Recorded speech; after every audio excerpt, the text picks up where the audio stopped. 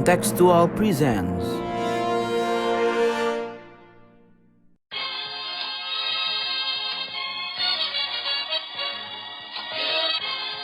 Sondern wir schaffen uns unseren Staat! Mr. Gorbachev, open this gate.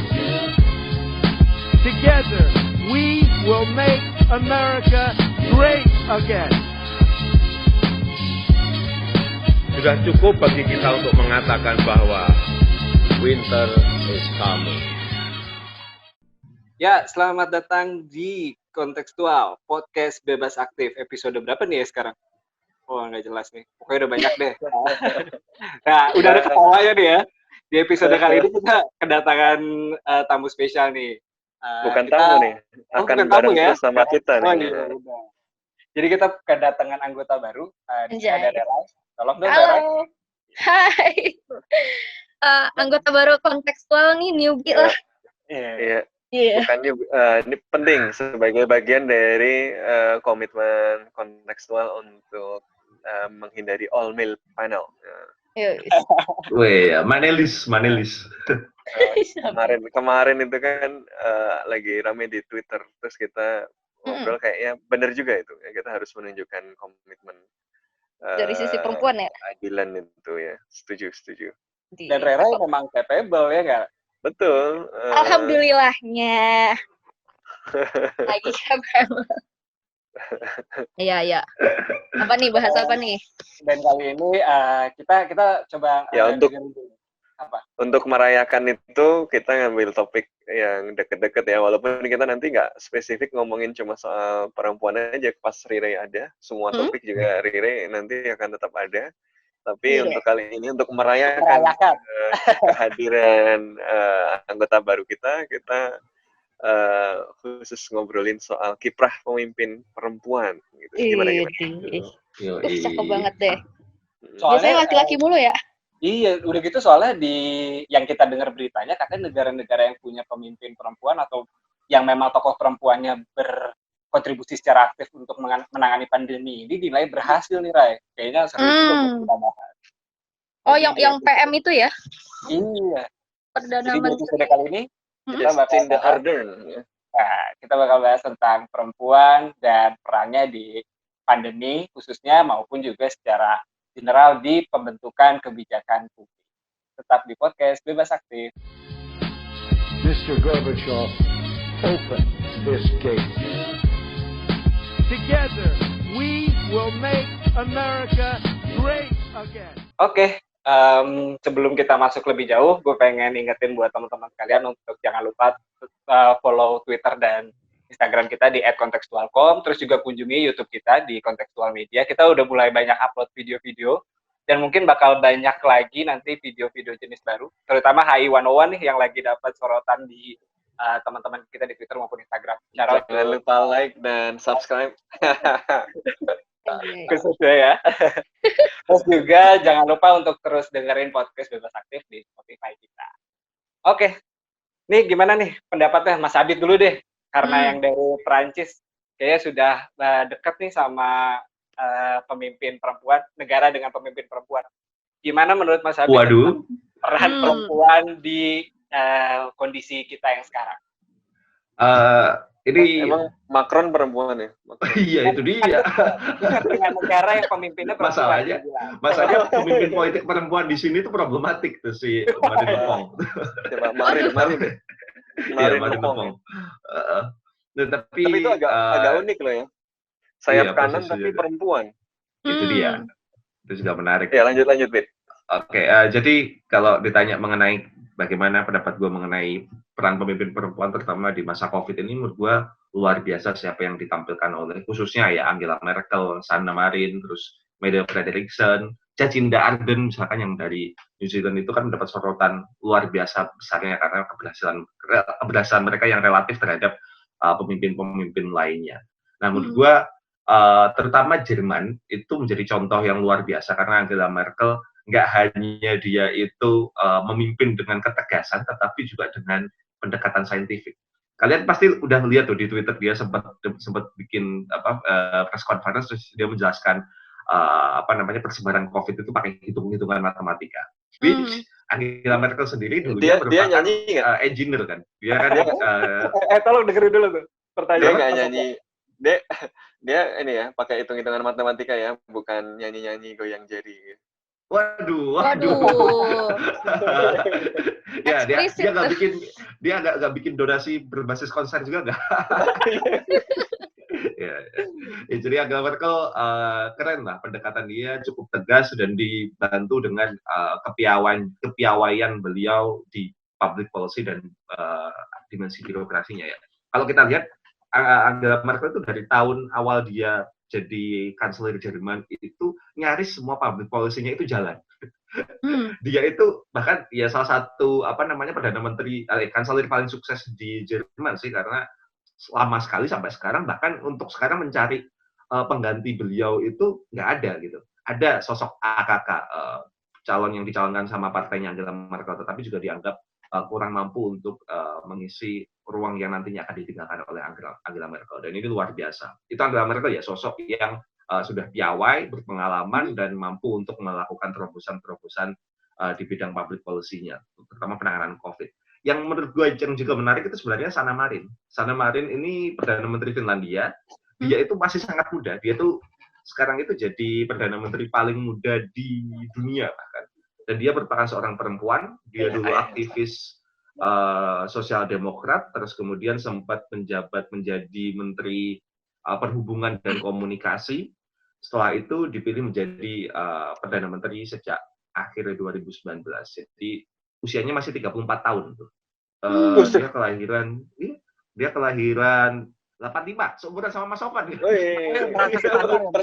Perlu disebutkan ya itu ya. Itu asli keren banget, dan dia menampilkan ketegasan yang kurang lebih mirip-mirip dengan yang ditampilkan oleh Angela Merkel. Kebijakannya juga sangat baik. Nah, makanya Finlandia itu walaupun menerapkan lockdown measures, tapi mereka ekonominya juga tetap jalan-jalan aja, dan dibantu oleh dukungan masyarakat yang luar biasa besar terhadap si pemimpin ini, khususnya Sanna Marin. Yang menarik juga adalah Sanna Marin ini juga tampil sangat percaya diri di forum-forum Eropa untuk menyuarakan persatuan Uni Eropa, lalu menyuarakan bahwa peran yang lebih adil untuk perempuan dan laki-laki dalam kepemimpinan. Tapi Sanna Marin mengatakan bahwa kepemimpinan dia walaupun dia perempuan itu jangan dikasih jangan dikasih justifikasi kalau dia salah atau apa. Jadi kan dia sebagai pemimpin dipandang sebagai pemimpin yang sama dengan pemimpin-pemimpin lainnya. Yang menurut gue itu bentuk dorongan untuk gender equality atau woman empowerment yang dahsyat sih. Lo nggak pengen dibikin spesial tapi dibikin sama, dan menurut dia itu bagian dari equality gitu. Ya Rere juga di sini nggak spesial ya. Iya. Jangan dong. Equal lah, sama-sama lah. Kalau menurut Mas Sofan? Ya menurut gue ini fenomena menarik ya. Dan kita memang melihat nama-nama yang tadi disebut ya, Merkel, Marin, Frederiksen, Solberg, yang dekat dengan kita ada Ardern sama Tsai Ing-wen di Taiwan yang kepilih lagi nih. Dan Taiwan khususnya menarik karena dia berbatasan langsung sama Cina gitu, sama Tiongkok yang merupakan asal dari penyebaran COVID-19 ini gitu ya. Jadi yang kemudian membuat publik agak terbelah ini kan. Yang satu ngomong, tuh lihat pemimpin perempuan lebih efektif untuk menghadapi pandemi dan menjelaskan keberhasilannya kepada keberadaan si pemimpin perempuan itu. Sementara yang satu mengatakan tidak ada hubungannya itu perempuan atau bukan perempuan. Ya, tapi kalau menurut gue, ini kira-kira memang harus ada di tengah-tengah gitu ya, bahwa keperempuanannya itu memang bukan faktor tunggal dalam keberhasilan, karena kita juga melihat bahwa ada banyak negara-negara lain yang berhasil menanggulangi atau setidaknya dalam waktu sampai sekarang ini mampu menghambat laju COVID atau bahkan menaklukkan atau menundukkan setidaknya gelombang pertama COVID yang dipimpin juga oleh bukan perempuan gitu. Tapi pada saat yang bersamaan, kalau mengatakan bahwa perempuan doesn't matter sama sekali, menurut gue juga nggak juga nggak valid. Kenapa? Karena ada banyak faktor yang membuat kita memang melihat ada hal yang signifikan yang ditunjukkan oleh kepemimpinan perempuan ini gitu ya. Pertama, menurut gue, karena kepemimpinan perempuan itu menunjukkan bahwa si masyarakat itu dan si perempuan itu sendiri yang kemudian menjadi pemimpin politik itu telah sedikit banyak membongkar struktur patriarkis yang lama ada di masyarakat kan di seluruh dunia gitu. Bahwa kemudian dia mampu tampil sebagai pemimpin politik sendiri itu menunjukkan kapasitas yang memang sudah hebat gitu ya. Karena kita ketahui bahwa secara struktural gitu ada hambatan bagi perempuan misalnya untuk bisa berkiprah sama di publik ya, dan keberadaan pemimpin perempuan menunjukkan bahwa sedikit banyak kendala struktural itu telah dibongkar di dalam suatu masyarakat, dan dibongkarnya struktur yang membuat potensi masyarakat itu tidak bisa berkembang sepenuhnya ya. Kalau kata banyak ahli, kalau mau membangun itu kita harus memasang sayap yang satunya lagi, karena selama ini kita terbang cuma pakai satu sayap, cuma pakai sayap namanya laki-laki doang, karena ketimbangan yang luar biasa yang membuat perempuan ini tidak optimal karena dibatasi oleh macam-macam gitu ya. Kalau kita punya satu sayap lagi, terbangnya bisa lengkap karena punya dua sayap, jadi terbangnya bisa tinggi. Nah, ini yang menurut gue kemudian menjadi penting, karena keberadaan para pemimpin perempuan ini menunjukkan bahwa ada progres, ada pembongkaran terhadap hambatan struktural di masyarakat tersebut, dan dengan demikian itu menunjukkan secara kolektif mereka memiliki kemampuan dan sumber daya yang akan lebih optimal gitu ya, karena mereka ya punya dua sayap itu tadi ya. Negara-negara yang punya dokter cuma dokter laki-laki doang gitu ya, yang mikir cuma yang laki-laki doang, karena yang perempuan di nomor 2 kan, sama yang memberikan kesempatan yang sama untuk semuanya, sehingga semua orang bisa melakukan yang terbaik, tentu bisa lebih menghadapi pandemi daripada yang mengikat satu sayapnya kan. Jadi menurut gue dalam dua sisi perdebatan ini, dua-duanya ada meritnya gitu ya. Faktor perempuan tentu bukan satu-satunya faktor yang membuat para pemimpin ini efektif untuk menanggulangi pandemi. Ya, sebagaimana kita juga melihat ada pemimpin perempuan yang tidak efektif untuk menanggulangi yang lain-lain. Tapi kebetulan di krisis ini kayaknya belum ada ya. Tapi di banyak hal lain. Ya kayak tadi Abid nyebut ada Marine Le Pen ya. Ternyata perempuan bisa juga jadi fasis ya kan. Jadi itu satu titik, tapi ya, di titik lain juga mendismiss dan mengatakan itu non-faktor juga nggak pas gitu. Ini memang sebuah faktor ya, setidaknya dia menunjukkan bahwa masyarakatnya memang lebih progresif, struktur politiknya telah sedikit banyak membongkar sistem patriarkis ya, sehingga meskipun tentu belum tuntas semuanya, sehingga potensinya bisa lebih optimal, sehingga lebih siap untuk menghadapi pandemi. Jadi menurut gue sih ya kira-kira kayak gitu. Tapi gue penasaran. Sorry mas, maksud gue gini, hubungan internasional sebagai ilmu menurut gue agak gagap ketika menjelaskan fenomena yang terlalu kecil kayak personality dan personal dari si pemimpin itu sendiri. Menurut gue ya, karena selama gue 4 tahun belajar kemarin tuh gue dicekokin cenderung dengan yang namanya hubungan internasional ya, pasti hubungan bagaimana ketika negara mengeluarkan kebijakan dan responnya apa di tataran internasional. Nah, gue pengen nanya ke Rera ini sebenarnya.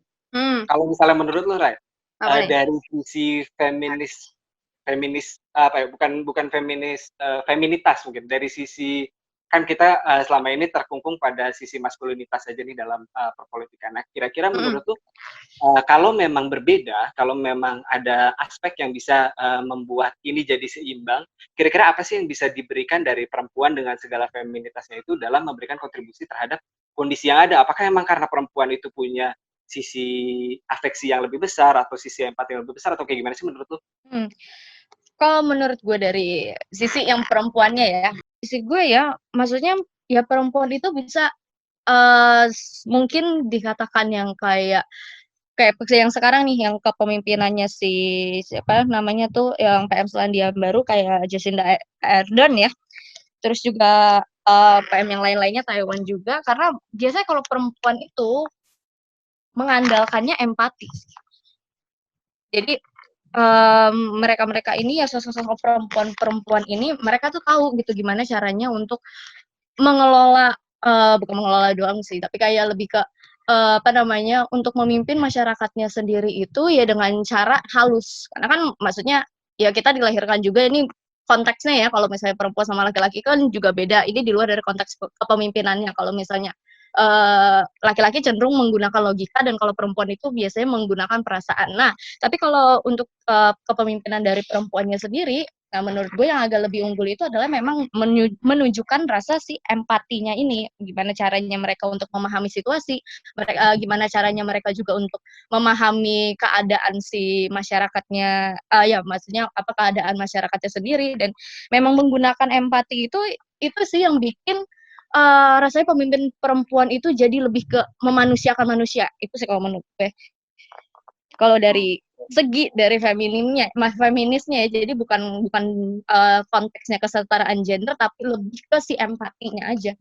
Karena kan ya ya yang seperti yang kita tahu kalau dalam konteks keluarga sendiri ya, ada ibu ada bapak. Kalau bapak itu kan biasanya memperlakukan anaknya itu lebih keras, kalau ibu itu lebih lembut. Nah, sama ketika ada perempuan yang memimpin di suatu negara, entah itu perdana menteri atau dalam divisi apapun gitu ya, ya sama ketika perempuan sekeras-kerasnya perempuan itu tetap menggunakan rasa empatinya itu untuk memimpin.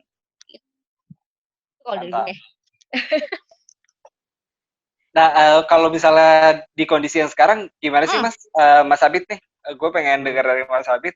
Kalau misalnya kondisi sekarang tuh di Eropa nih, karena Mas Abid di Eropa, gimana sih kemudian negara-negara yang tadi dipimpin oleh pemimpin yang perempuan itu kemudian bisa survive secara general di masyarakat itu bisa, apakah mereka bisa hidup kembali normal seperti sedia kala, atau emang sebenarnya ada penyesuaian yang mungkin ini asumsi gue yang mungkin agak berbau ke tadi sisi feminitasnya, atau nggak ada sama sekali sebenarnya? Menurut gue dalam menghadapi COVID-19 ini, negara-negara Eropa melakukan kebijakan yang agak susah juga untuk dikatakan mendekati arah feminitas atau feminisme juga ya, kayak apa ya, karena feminisme di sini kan udah kayak sesuatu yang apa ya day to day aja gitu, kayak semua hal orang-orang udah percaya bahwa posisi perempuan itu ya setara dengan laki-laki.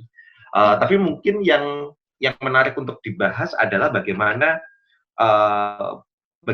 pemerintah di Eropa itu berusaha untuk memberikan rasa aman untuk perempuan yang ada di rumah atau mereka yang terdampak oleh coronavirus ini, yang biasanya juga di keluarga gitu kan, kayak misalkan ngasih bantuan sosial. Nah itu untuk di Prancis sendiri kan diberikan sekitar 1.000 euro untuk tenaga kerja yang terdampak gitu, khususnya tenaga kerja harian, yang kebanyakan kemudian yang dapat itu adalah perempuan-perempuan juga, karena misalkan ini di contohnya nih, ibu-ibu yang cleaning service di asrama gua itu kan pekerja harian dia tuh.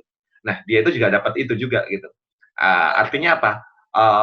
Bantuan pemerintah itu di satu sisi berusaha untuk memastikan bahwa perempuan itu tidak menjadi orang yang paling terdampak sebagaimana laki-laki gitu. Jadi nggak ada yang dikorbankan dalam kebijakan ini.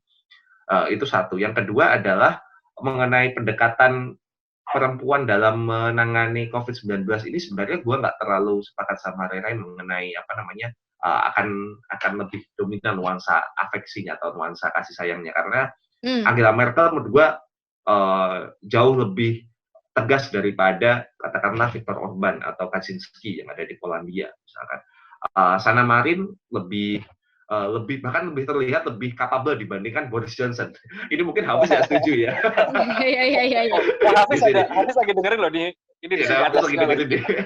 Tapi menurut gua Sanna Marin jauh lebih oke gitu. Nah kalau kita mau retract back di masa silam misalkan Margaret Thatcher itu menurut gua nggak menampilkan sosok yang penuh kasih sayang. Dia kan disebut dengan Iron Lady kan, karena dia sangat tegas dan sangat Iya, kuat tegas. dengan nuansa. Kalau Megawati gimana, Bet? nuansa Aduh. Nanti kita ada di sesi kedua kita bahas habis itu. kedua ya. Buru-buru Itu banget. nanti kita kasih ke Mas Sofwan dulu nanti itu. Tanya dulu biar nggak ditanya.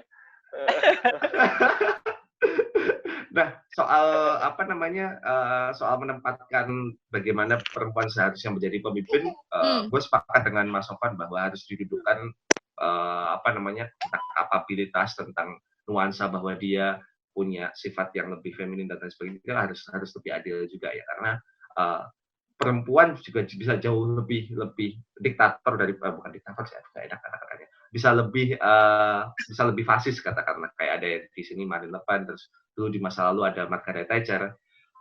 Tapi kemudian kalau kita balikan juga, kalau misalkan pemimpin laki-laki itu terlalu mendekati ciri-ciri fuckboy, nah itu biasanya bermasalah. Jadi ada golongan fuckboy di kalangan pemimpin ya. Iya. Itu kayaknya benar tuh. Ya, kita nggak menyebutkan nama superpower manapun, tapi kita tahu. Nah, itu kan biasanya semakin bermasalah gitu. Nah, jadi menurut gue itu sih. Kalau menurut Mas Sofwan gimana, Mas? Ya, Apakah cenderungan fuckboy itu berdampak pada kacaunya suatu negara kalau dipimpin? nah ini bisa jadi tesis baru ini, Bet.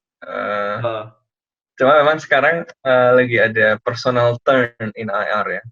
Kan sudah lama kajian HI itu berfokus pada kalau bahasanya Walsh itu image yang di sistem, di struktural sama atau di unit gitu. Tapi yang individu ini karena sering dilihat kok rasanya nggak ilmiah ya, cuma studi individu. Ya. Tapi fenomena belakangan ini kan memperlihatkan bagaimana kepemimpinan individu, tokoh-tokoh individu ini ternyata ngaruh juga gitu. Amerika Serikat membangun sistem internasional lama pasca Perang Dunia Kedua, tiba-tiba ada Trump yang membalik semua posisi Amerika Serikat gitu kan.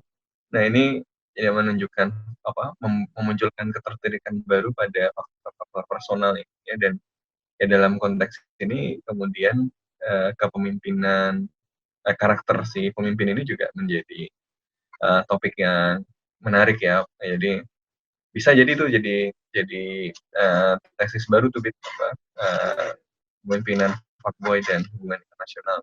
Kepemimpinan itu, ntar kita coba penelitian itu, kepemimpinan fuckboy dan softboy.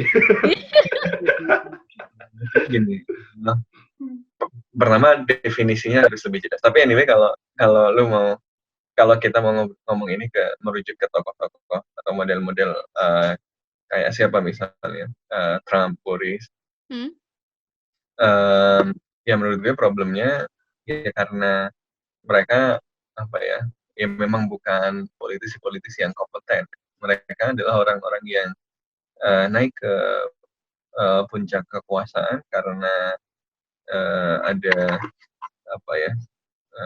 karena ada kondisi struktural gitu yang membuat orang banyak kecewa kepada globalisasi dan kemudian membuat politik identitas meningkat, dan mereka adalah orang-orang yang mampu mengeksploitasi politik identitas ini sampai mereka bisa menjadi pemimpin, menjadi penguasa, menduduki posisi tertinggi di dalam pembuatan kebijakan ya. Karena mereka memimpin dengan membelah orang ya.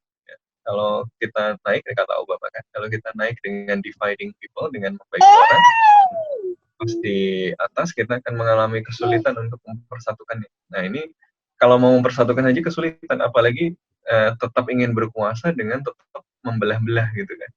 Ya kan fuckboy suka membelah-belah gitu. Wow, pikiran saya kemana-mana. Kalau Rai, gimana menurut lu, Rai? Jadi Enggak, tapi nggak efektif gitu, karena ada masalah yang dicari malah gimana cari cara supaya nyalahin orang. Gimana caranya ya dia tetap kepilih lagi ya kan. Ada masalah yang salah Tiongkok ya, WHO diserang. Ada masalah yang salah Obama mau kudeta ya kan? Ya gimana masalahnya selesai, kan ciri-ciri fuckboy begitu kan. Kalau ya, bukan gue yang salah, lu yang salah orang lain, yang salah adalah ya keadaan yang membuat gue jadi gue minta maaf, gue nggak ulang lagi. Tapi tapi bukan gue yang salah. Maksudnya yang salah ada sesuatu di luar gue dan dia tidak punya akal pemimpinan dan tanggung jawab untuk mengambil itu. Tapi gue jadi penasaran di sini sih, Mas. Apakah sejauh mana atau seberapa besar aspek dari si pemimpin, kan pemimpin eksekutif, sedangkan kita hidup di notabene kondisi global yang demokrasi, yang ada eksekutif dan ada legislatif. Kira-kira sejauh mana sih faktor kepemimpinan atau faktor si eksekutifnya ini dalam mempengaruhi policy making?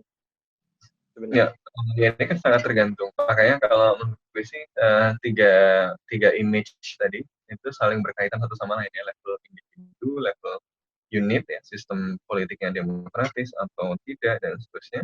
Dan di level sistemik itu saling berkaitan satu sama lain dan memang harus dilihat secara bersamaan. Maka di HIUI kita punya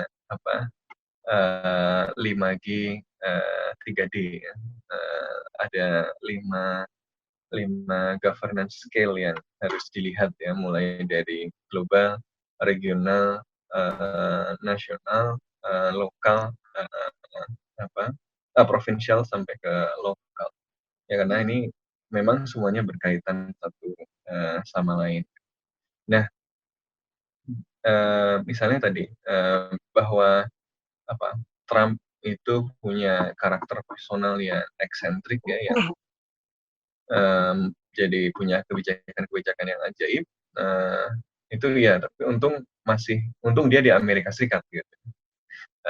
Yang di situ ada mekanisme check and balance, walaupun si Trump ini mencoba menggerus mekanisme check and balance-nya ini dengan menempatkan orang-orangnya misalnya di di Mahkamah Agungnya ya, dan di tempat-tempat strategis lain, sehingga banyak yang nggak jalan gitu. Tapi kalau dibayangkan kalau dia ada di negara yang nggak punya oposisi, yang oposisinya cuma bisa di luar dan itu pun repot diserang buzzer terus. Nah itu pasti lebih mengkhawatirkan lagi.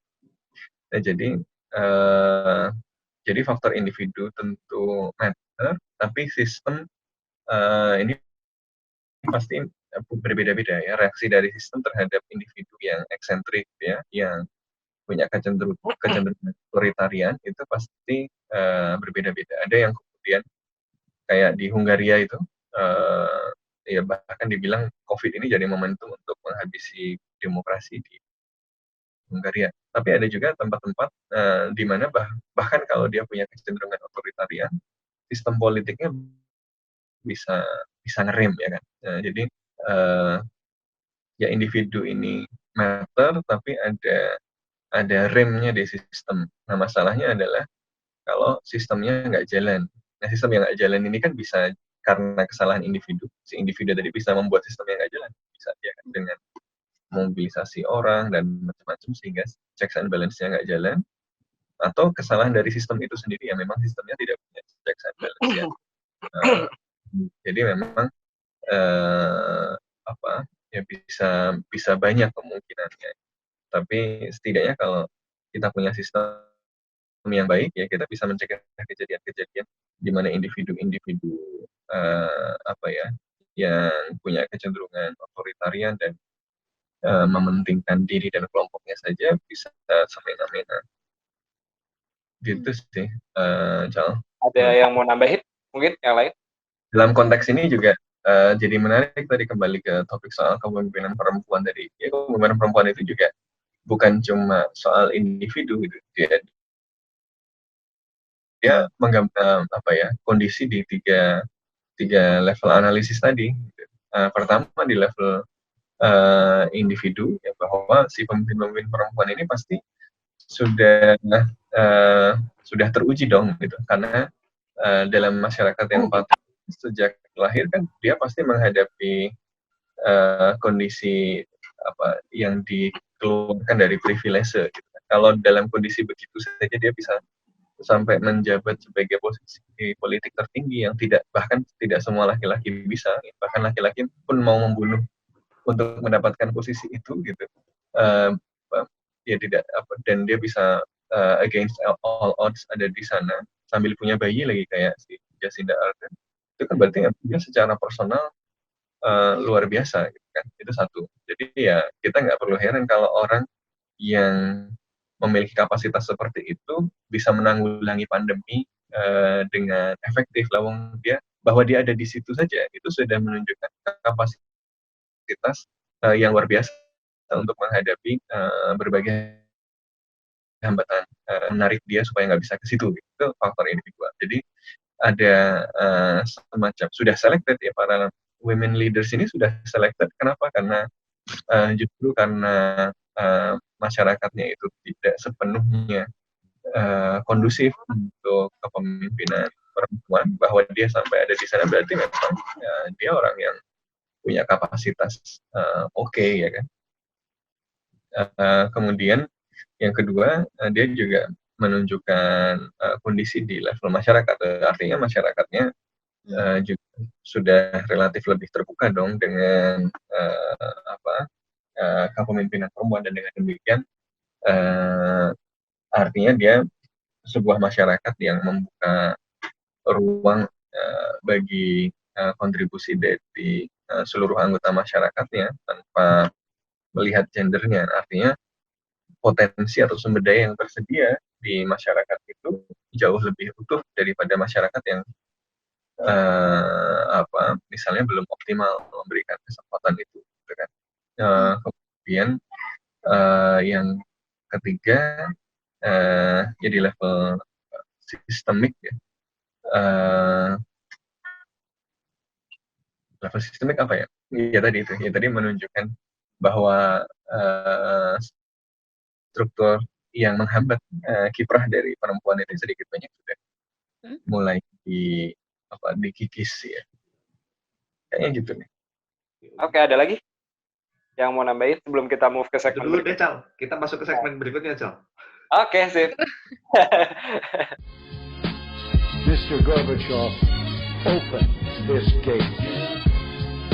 Together, we will make America great again. Nah, tadi kita udah bahas tentang tadi banyak aspek yang kita bahas tentang bagaimana pemimpin dunia menanggapi khususnya di pandemi ini, dan di negara-negara yang memang dipimpin oleh perempuan atau negara-negara yang memang tokoh perempuannya sangat berkontribusi dalam penanganan pandemi. Nah, gue pengen bawa kita ke Indonesia, ke ranah yang lebih sederhana dulu. Di sini mumpung ada Rera ini, ada representasi dari perempuan. Kemarin gue ngeliat ada diskusi kecil-kecilan di Twitter yang ngebahas tentang apakah sebenarnya lo lebih memilih tentang representasi atau tentang kapabilitas. Jadi maksudnya adalah apakah lo lebih pro kepada representasi perempuan dan laki-laki yang seimbang dalam satu aspek, atau lo lebih memilih ya udah aspek itu diisi oleh orang-orang yang capable walaupun memang tidak diisi dengan representasi yang seimbang. Nah, kalau lo tuh melihatnya kayak gimana? Kalau gue tuh lebih ke kapasitas sih namanya tadi yang terakhir sih, maksudnya kapasitas ya. Kapasitas. Jadi maksudnya gue nggak agak ya kurang peduli juga sih maksudnya kalau untuk yang kesetaraan gender, karena kalau di Indonesia sendiri ya itu masih agak kurang. Ya kayak peran perempuan sendiri entah dalam segala aspek apapun kalau untuk di Indonesia itu masih jauh-jauh sangat kurang dan masih lebih cenderung untuk mengikuti ke segi kepemimpinan laki-laki sih.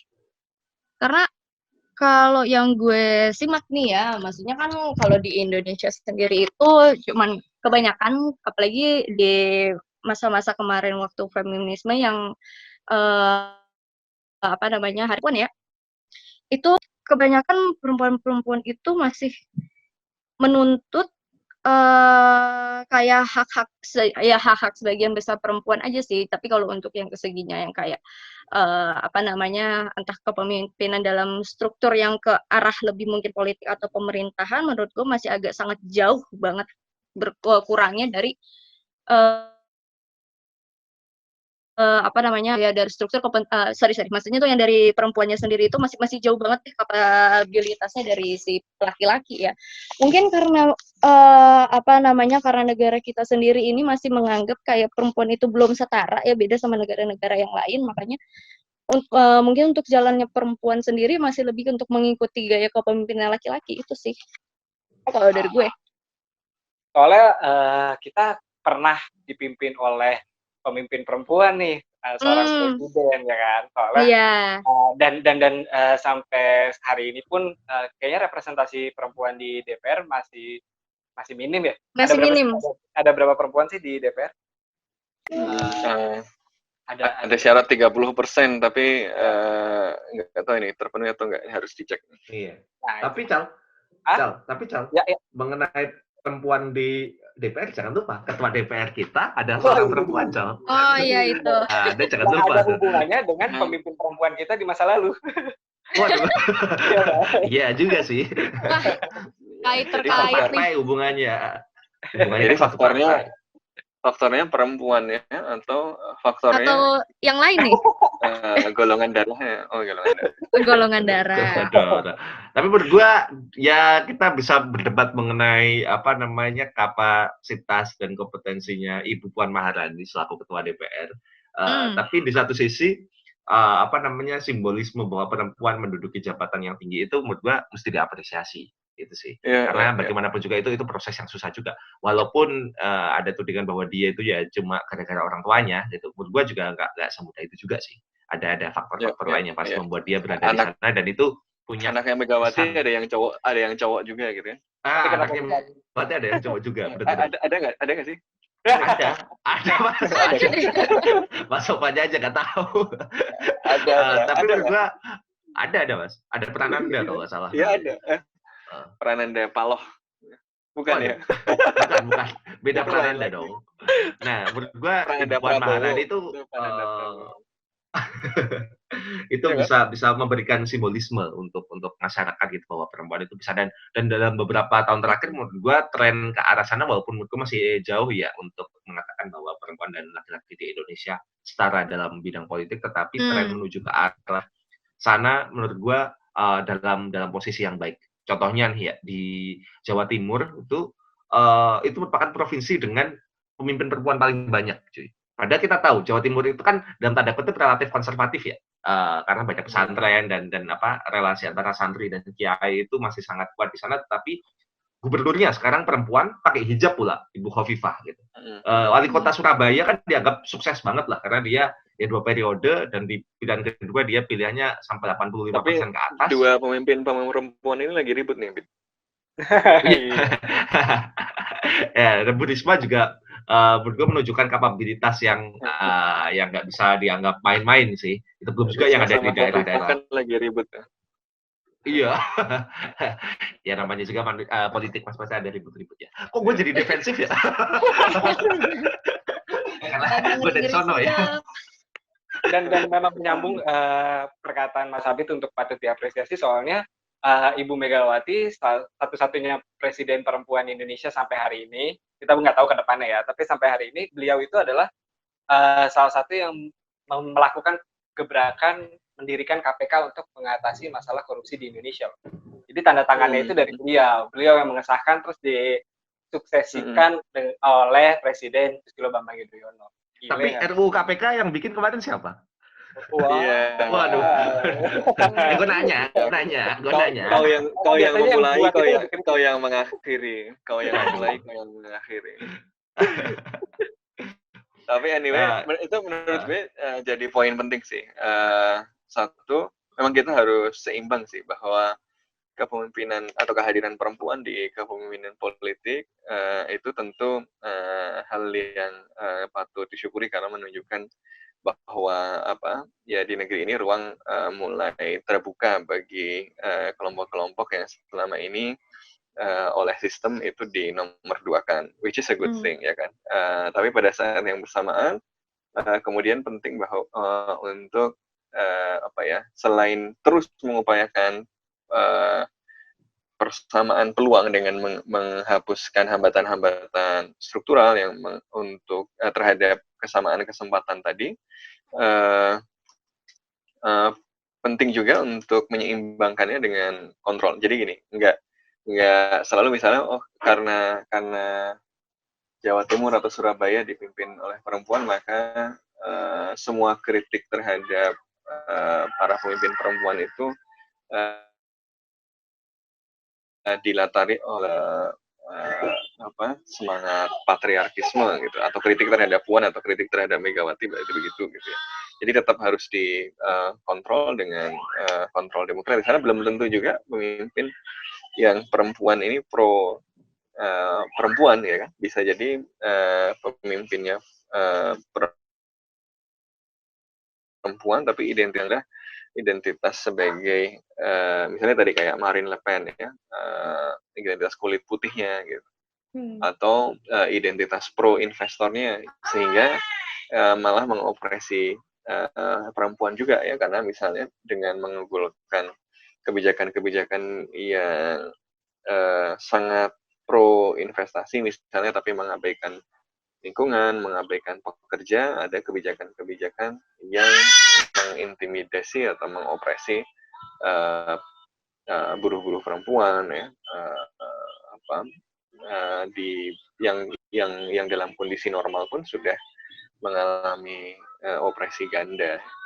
Jadi ini dua hal yang tidak perlu dipertentangkan ya, patut disyukuri ya kan, dan perlu diperjuangkan untuk terus menciptakan masyarakat yang lebih adil, lebih terbuka, dan menghilangkan hambatan-hambatan struktural bagi kelompok-kelompok yang sering terpinggirkan seperti perempuan. Tapi pada saat yang bersamaan kontrol publik juga harus tetap objektif. Jadi kalau nyambung sama pertanyaan tadi, kompetensi atau representasi, ini dua-duanya nggak mutually aktif representatif, karena kalau misalnya cuma kompetensi doang, ingat bahwa kompetensi itu, skill itu diperoleh juga dalam kondisi struktural yang tidak sepenuhnya adil secara sempurna gitu loh. Jadi ya kalau laki-laki mendapat peluang lebih sering untuk dapat pendidikan yang lebih baik, ya yang punya kompetensi itu akan didominasi oleh laki-laki ya kan. Tapi pada saat yang bersamaan, kalau mengabaikan kompetensi sama sekali kan justru malah ya nggak baik juga, karena kemudian orang akan melihat, wah ini cuma karena faktor gender tapi nggak bermutu, malah orang malah semakin menghindari argumen-argumen untuk menghilangkan hambatan itu.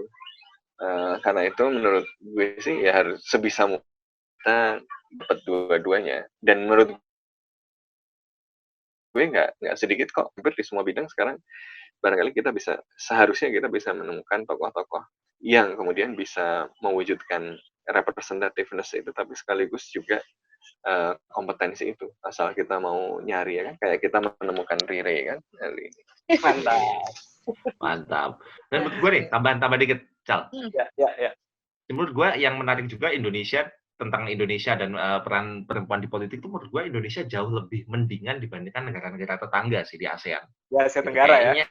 Iya, di Asia Tenggara kayaknya perempuan di Indonesia itu untuk terlibat dalam berpolitik itu lebih banyak tampil lah, dan apalagi ini didukung oleh demokratisasi sejak reformasi ya. Jadi tapi belum dapat Nobel kan? Belum ada yang belum dapat Nobel. Belum dapat Nobel. Yang akhirnya bermasalah juga dong sekarang dong. Iya, tapi belum juga melakukan genosida, jadi. Ya. Waduh, agak. Waduh, serem juga. Tapi operasi militer pernah. Operasi militer. Aduh.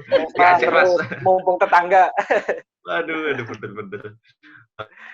Ya itu di satu sisi ya. Kembali ke apa yang gue bilang tadi, membandingkan dengan peran perempuan di Asia Tenggara, kayaknya untuk jadi presiden bahkan di Singapura yang dikatakan masyarakatnya jauh lebih maju dari Indonesia, dia baru punya presiden perempuan kan baru sekarang kan. Not my Yang kayak president ya, itu sempat ada not my president gitu ya. oh iya itu pun digituin lagi. Sedih Tapi itu juga. lebih karena faktor itu ya, ras ya, atau apa sih? Faktor ras ya, faktor ras gitu kan. Nah, itu di satu sisi ya, di apa namanya, di Asia Tenggara. Kalaupun kita membandingkan Indonesia dengan negara-negara muslim lainnya di seluruh dunia, menurut gue juga kita juga jauh lebih mendingan sih peran perempuannya gitu, kayak tampil di publiknya jauh lebih banyak gitu dibandingkan negara-negara lain. Walaupun di negara-negara lain juga banyak juga pemimpin-pemimpin perempuan ya, kayak misalkan di mana di Bangladesh itu kalau nggak salah sempat ada perdana menteri dari perempuan juga, terus Benazir Bhutto misalkan di Pakistan itu legend banget tuh beliau tuh.